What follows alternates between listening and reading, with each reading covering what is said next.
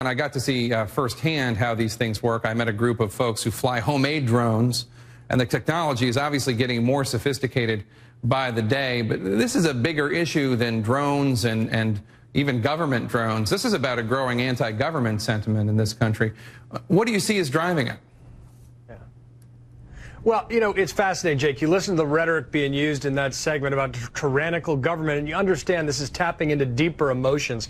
And you're absolutely right. Look, distrust in government is at an all-time low, and that's because we've lost faith in our institutions. And what we've got here in the larger sense is technology outpacing our laws, and people feeling that it's leading to something that's almost Orwellian in terms of the scope of intrusion in individuals' lives. And especially you take rural folks, and that resentment plays out against distrust of Washington. Historically, it explodes. So this is going to continue to snowball as long as technology outpaces laws and people feel that the government is infringing on their privacy and their liberty.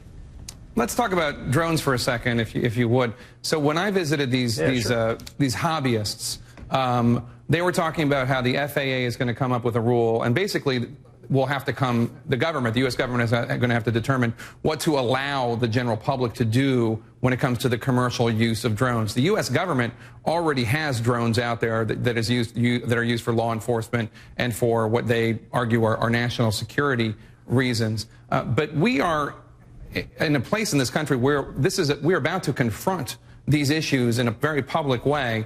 But there's really been no debate about the U.S. government's use of drones at all.